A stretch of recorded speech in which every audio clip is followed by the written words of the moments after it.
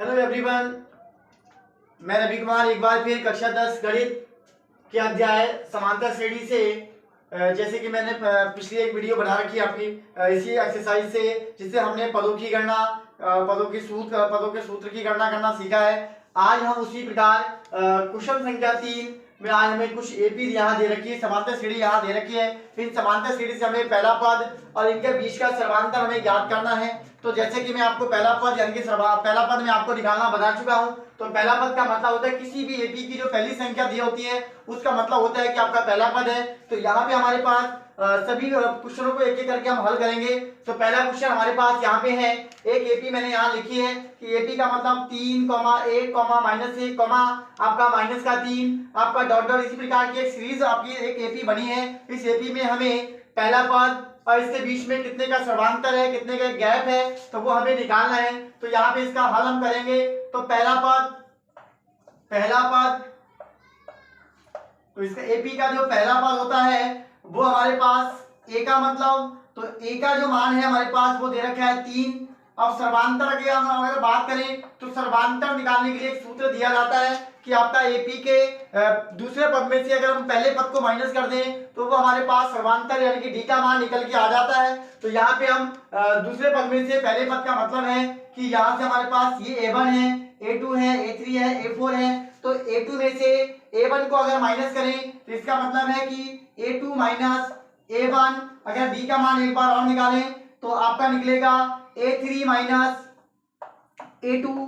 तो दो पदों में से हमें देखना है कि दोनों पदों में अगर d का मतलब आपका सेम है तो वो आपकी एक तरीके से एपी कहलाती है। अगर d का मान बराबर नहीं होता है तो वो इस तरीके से आपकी एपी नहीं कहलाती है। तो यहाँ पे हम देखते हैं कि आपका मान a1 d का मान कैसे निकालेंगे। तो d का मान निकालने के लिए हमारे पास a2, तो a2 का मतलब हमारे पास यहाँ दे रखा है 1, तो a2 का मतलब हमारे पास दिया है 1 माइनस a1 का मतलब हमारे पास 3। तो यहाँ से इसका जो आंसर निकल के आता है डी का, तो डी बराबर 1 में से 3 घटेगा, यानी कि 3 माइनस का ज्यादा है, 1 प्लस का कम है। तो 3 में से अगर हम 1 को घटा देंगे तो 1 का डी का मतलब हमें मिल जाएगा माइनस का 2।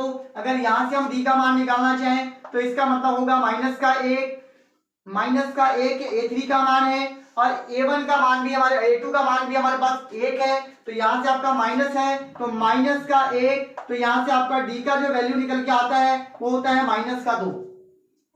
तो इसी प्रकार अगर देखा जाए तो यहाँ पे समांतर श्रेणी की अगर हम जांच भी करें कि समांतर श्रेणी है या नहीं है तो यहाँ पे हम कह सकते हैं कि दोनों पदों में से हमने जब अंतर देखा तो d का मान जो हमें प्राप्त होता है माइनस का 2।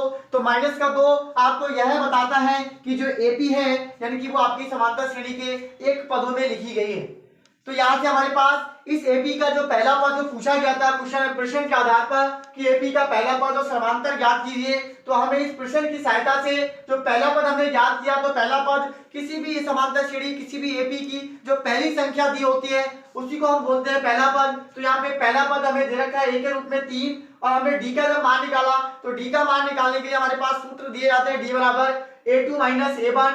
अगर हम आगे के पद डिफरेंस निकालें तो a3 माइनस a2, अगर उससे भी आगे का पद निकालें तो आपका a4 माइनस a3। तो हमने यहाँ से a2 माइनस a1 किया तो माइनस का 2 आया, a3 माइनस a2 किया तो भी माइनस का 2 आया। तो यानी कि d का मान हमारे पास 2 और पहला पद हमारे पास आपके में 3। तो इसी प्रकार हम दूसरे सवाल को हल करें, दूसरे सवाल को अगर हम हल करें तो दूसरे सवाल की जो एपी हमें दे रखी है, दूसरे सवाल में एपी हमें दिया माइनस का 5 दिया है, -5, -1, -3, -7 डॉट डॉट आपकी आगे भी कुछ एपी के पद लिखे हैं। तो इस एपी में आपका पहला पद यानी कि प्रथम पद की अगर हम बात करें तो प्रथम पद का मतलब यहाँ भी मैंने बताया था, तो प्रथम पद का मतलब जो एपी की पहली संख्या है इसी को प्रथम पद बोला जाता है। तो यहाँ पे एपी की पहली संख्या जो हमारे पास दी है वो -5 है। तो पहला पद भी यानी कि प्रथम पद भी हमारे पास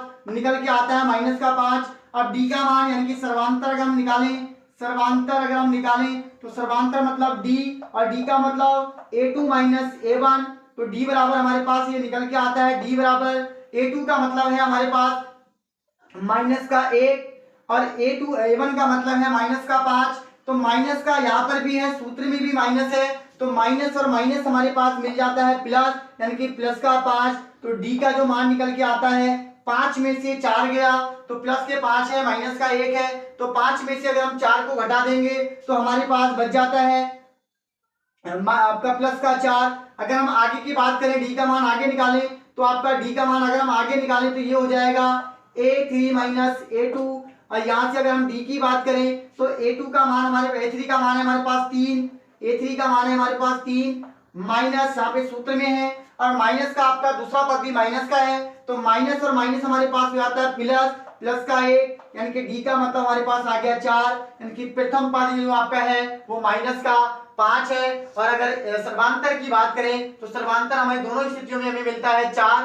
अगर हम ऐसे ही आगे के क्वेश्चन को हल करें तो आगे के क्वेश्चन को हल करने का मतलब क्वेश्चन नंबर हम 3 को हल करें, 3 को अगर हम हल करें तो 3 हमारे पास दे रखा है, एक एपी हमें दे रखी है 1/3, 5/3, 9/3, आपका 13/3, ऐसे आपका डॉट डॉट आगे भी आपके पद दिए हैं। तो यहां से हम बात करें एपी का मतलब निकालें तो एपी हमारे पास निकल के आती है, यानी कि प्रथम पद की अगर हम बात करें तो प्रथम पद जो पहली संख्या है इसी को हम प्रथम पद के नाम से जानते हैं, क्योंकि पहला पद यानी कि प्रथम पद आपका ए का मतलब आपका 1/3। अगर हम सर्वांतर की निकालें तो सर्वांतर में हमारे पास डी का मान होता है a2 माइनस a3, यानी कि दूसरी संख्या में से यानी कि दूसरे पद में से पहले पद को घटाएंगे तो हमारे पास डी का मान निकल जाएगा। तो डी बराबर अगर हम निकालें तो डी का मान हमारे पास निकल के आएगा 5/3 माइनस हो जाएगा 1/3। तो जब नीचे के अंश और हर में हमें देखना होता है कि हर की संख्या अगर बराबर है, हर की संख्या अगर हमारे पास समान है तो समान संख्या में जो उसका लासा होता है वो हमारे पास सेम संख्या यानी कि उसी को लिखेंगे। तो नीचे में आपका 3 था तो 3 आ जाएगा इसका एलसीएम, और उसके बाद जब नीचे की संख्या सेम होती है तो उसका लासा एक बार लिखने के बाद अगर प्लस का चिन्ह होता है तो ऊपर की अंश की संख्याओं को जोड़ दिया जाता है, अगर माइनस का होता है तो घटा दिया जाता है, यानी कि यहाँ पे माइनस का चिन्ह है तो 5 माइनस 1 हो जाएगा। तो डी का मतलब यहाँ से निकल के आता है 4/3। अगर हम आगे अगर निकालना चाहें सर्वांतर, इसी क्वेश्चन का सर्वांतर अगर हम आगे निकालें डी बराबर तो a3 माइनस a2, अब यहां से अगर निकालें तो d बराबर हमारे पास निकलेगा 9/3 माइनस 5/3, इसका एलसीएम होगा हमारे पास 3, तो हमारे पास आ जाएगा 9 में से 5 को माइनस कर देंगे 9 माइनस 5, यानी कि यहां से भी हमें मिलता है 4/3। तो मुझे उम्मीद है, मुझे आशा है कि आप लोग इस प्रकार से किसी भी एपी का पहला पद, किसी भी एपी में सर्वांतर कैसे ज्ञात करते हैं आप लोग निकालना सीख चुके होंगे। इसी प्रकार नई से नई वीडियो आसान और सरल भाषा में देखते रहें ध्रुव कोचिंग सेंटर पर। इसी प्रकार ध्रुव कोचिंग सेंटर को जिसने लाइक नहीं किया है, सब्सक्राइब नहीं किया है, सब्सक्राइब करें, लाइक करें और अपने दोस्तों के साथ शेयर करें। इसी प्रकार जिसको नोट करना है तो इसका आप स्क्रीनशॉट ले सकते हैं, जैसे कि मैंने बोर्ड पे यहाँ लिखे हैं, आप स्क्रीनशॉट लेंगे। तो इसी प्रकार आपका जो चौथा क्वेश्चन बचा है, इस क्वेश्चन को आप होमवर्क के तौर पे, प्रैक्टिस के तौर पे इसको आप करने की कोशिश करेंगे। मुझे उम्मीद है कि इसके बाद आपको कोई भी वीडियो देखने की आवश्यकता नहीं पड़ेगी कि किसी भी एपी से पहला पद कैसे निकाला जाता है, किसी एपी से आपका सर्वांतर कैसे निकाला जाता है। ठीक है, जय हिंद, जय भारत, नमस्कार।